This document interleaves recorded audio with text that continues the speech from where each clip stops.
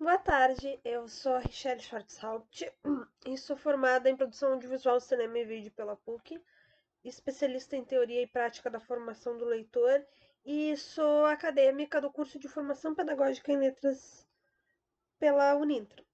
Bom, essa aula de hoje, ela, ela tem a seguinte proposta. O público-alvo dela são as pessoas da comunidade e os alunos do ensino médio que têm interesse por literatura e cinema. Essa aula é um pré-requisito para o meu estágio em gestão educacional.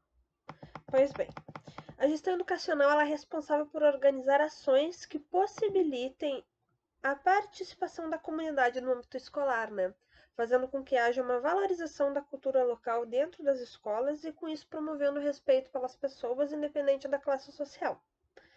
Diante disso, pensamos na elaboração de uma aula online piloto para um projeto para a comunidade que trabalhe com incentivo à leitura a partir da análise de textos que foram adaptados para a produção cinematográfica. Bom, essa primeira aula ela busca analisar a linguagem da obra literária e cinematográfica em Um Alienista e interessa-se sobre as diferenças e semelhanças entre as duas obras, em se comparando as linguagens e os recursos utilizados para contar a mesma história. Bom, além disso, ela mostra que o produto audiovisual e o literário são feitos para dois tipos diferentes de leitores em suas especificidades linguísticas e culturais. Bom, como eu ia dizendo,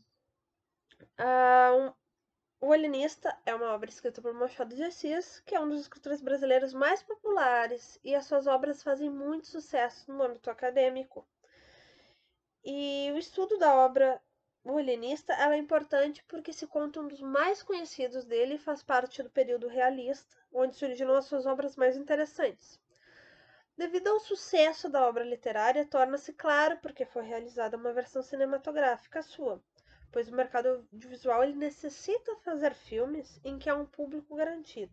E as adaptações elas sempre atraem aqueles que são admiradores da obra literária. Bom, o estudo dessa obra é de importância no âmbito escolar, visto que ela mostra as diferenças e semelhanças entre a linguagem literária e a linguagem cinematográfica. Nesse viés, trabalha-se a ideia de que essas duas linguagens podem se interligar ao mesmo tempo, que possuem características próprias, tornando-as distintas. Ambas, apesar das constantes mudanças que estão ocorrendo em nossa sociedade, conseguiram conquistar seu espaço e atraem determinado tipo de leitor, seja literário ou cinematográfico. Bom, em se tratando da linguagem na obra literária e na cinematográfica alienista, a abordagem aqui são os aspectos referentes às diferenças e semelhanças entre as duas obras e em relação aos recursos utilizados para contar a mesma história em suas linguagens. Para trabalhar a linguagem literária e cinematográfica, é importante ter conhecimento das suas diferenças. Citando Calvino, que já foi citado por Walda em 2010, né? A linguagem literária parte da palavra para chegar à imagem visível, enquanto a linguagem cinematográfica parte da imagem visível para chegar à expressão verbal. A literatura ela trabalha muito com o imaginário do leitor e a sua interpretação pode variar de acordo com o contexto social em que o indivíduo que está lendo está inserido. Além disso, a literatura é basicamente constituída pela linguagem escrita e por causa disso ela não tem uma duração definida, pois o tempo na trama fica a critério da velocidade do leitor que lê. Já o cinema ele é a junção da imagem e do áudio. Ele não se apropria apenas dos diálogos, ele também utiliza a trilha sonora, os silêncios, efeitos sonoros, iluminação, montagem, movimentos de câmera, entre outros detalhes para compor uma narrativa, né? Ou seja, ele, além de usar a escrita, transformar o texto escrito em um texto falado, ele também utiliza a tecnologia para compor a narrativa, né? E fazer esse discurso que é diferente do literário, né? Bom, essa nossa aula vai ser uma análise do conteúdo do conto Alienista, né? De Machado de Assis e do filme Alienista com direção de Guel Arraes. E a gente vai buscar responder as seguintes questões, que aspectos diferenciam o conto do filme, quais elementos do filme podem ser destacados por manterem-se fiéis à obra literária, e o foco vai ser comparar os diálogos das duas obras, né? Os personagens, as cenas, né, que pertencem ao conto que não aparecem na versão cinematográfica, além dos elementos técnicos utilizados na obra cinematográfica para compor a narrativa. Então agora vamos começar e vamos chegar ao ponto. que interessa. Bem, a obra O Alienista, ela foi primeiramente publicada em 1881, né, na revista Estação. Mas em livro, a primeira edição dela foi em 1888, no livro Papéis Avulsos, né? E ela faz uma crítica à ciência, né? E já a obra O Alienista foi feito para televisão, com atores globais como Marco Nanini, Julia Gam, Luiz Fernando Guimarães, o Marcelo Taz, entre outros, né? Que foi um média-metragem de 47 minutos de duração, né? Que foi exibido em 93. Bom, então assim, começando já a análise. As duas obras elas são diferentes logo no início, né? O conto se inicia com o narrador onisciente apresentando informações retiradas de crônicas da vila de Itaguaí. As citações do conto que eu vou utilizar, eu peguei do Alienista a versão que tem no site Domínio Público, do dominiopublico.gov, para quem quiser acompanhar. Bom, as crônicas da vila de Itaguaí dizem que em tempos remotos vivera ali um certo médico, o Dr. Simão Bacamarte, filho da nobreza, da terra e o maior dos médicos do Brasil, de Portugal e das Espanhas. Estudara em Coimbra e Pádua, aos 34 anos regressou ao Brasil, não podendo o rei alcançar dele que ficasse em Coimbra regendo a universidade ou em Lisboa expedindo os negócios da monarquia. Bom, após apresentar o Simão Bacamarte, né, essas informações, é apresentado isso foi na primeira página do livro. É apresentado um comentário dito por Dr. Simão Bacamarte, onde ele declara: a ciência, disse ele a sua majestade, é o meu emprego único. Itaguaí é o meu universo. E aí o personagem vai morar em Itaguaí, né, e continua fazendo suas pesquisas científicas, né? E a gente pode perceber que ele é um comprometido com a ciência, né? E isso vai acompanhar ele durante todo o conto. Já o produto do audiovisual inicia de outra forma. Começa com o Dr. Simão Bacamarte e o Dr. José Ferreira no consultório. O Dr. José Ferreira no conto não existe. Ele foi um personagem que foi integrado para essa versão televisiva. Então, o Dr. José Ferreira questiona a sanidade do Dr. Bacamarte e faz para ele a seguinte pergunta: melhorou das lesões cerebrais do lóbulo central? E Bacamarte responde a pergunta dizendo: você precisa parar com essa sua fixação. Eu sou médico. Você é louco. O diálogo segue entre um diagnosticando o outro como louco, e o Dr. José Ferreira diz que o Bacamarte está curado quando deixar essa mania de ser médico. E a conversa segue, mas se destacam os diálogos finais dessa discussão em que Bacamarte diz: pois muito bem, que já que estou louco, estou curado. E portanto eu sou médico, o que prova que o senhor é louco. Aí o José Ferreira finaliza a discussão dizendo: e depois eu é que sou louco. Aí, pelo diálogo dos personagens, a gente pode concluir de antemão, né, que ele, Dr. Bacamarte, não é completamente normal, né? E que a loucura é o tema central dessa obra, né? E, bom, a cena a seguir reforça ainda mais a presença da loucura, que mostra pessoas presas em uma cela falando coisas que aparentemente são sem nexo e que gesticulam de forma exagerada. Tem imagens de pintura que retratam figuras estranhas, sobrepostas, né, por cima das pessoas na cela, né? Aparece ainda o quadro expressionista O Grito, do Edvard Munch, né? Bom, assim como no conto, há um personagem que repete várias vezes: Deus engendrou o ovo engendrou a espada engendrou da vida, a vida engendrou a púrpura engendrou o duque engendrou o marquês engendrou o conde, que sou eu, né? No conto é um homem que representa esse personagem. No filme é uma mulher, mas tem uma participação super pequena, porque ela só aparece após aparecer o título do filme, né? Quando vai aparecer aqueles créditos iniciais que rodam o nome dos atores, né? A outra diferença é a forma como o narrador apresenta a história, né? No média-metragem, a gente é apresentado com um narrador de outra época, né? Que é o Marcelo Taz, né? Que utiliza imagens de arquivos, fotos, imagens em preto e branco, né, para compor a narrativa. E aí ele se veste um paletó e camisa roxo, né? Ele não faz parte do mesmo período histórico que está sendo retratado.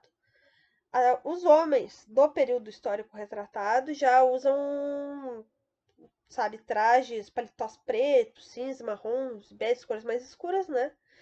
E o personagem narrador, o nosso narrador, ele faz parte seria do nosso presente, né? E fala sobre coisas da sociedade do final do século XX, futebol, torcida de luta, essas coisas, né? Mas ao mesmo tempo, ele acaba sendo um personagem da trama, né? Ele chega a aparecer no meio da multidão na festa de comemoração da libertação dos loucos, né?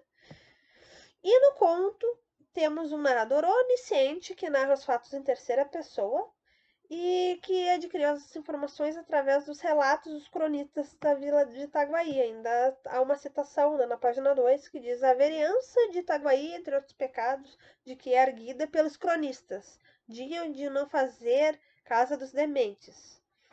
Bom, o filme e o conto, ah, assim, tem em comum que em ambos, né, tem o Dr. Bacamarte dizendo para o imperador: sinto-me muito honrado, mas não posso aceitar. A ciência é meu emprego único, Itaguaí é meu universo, né?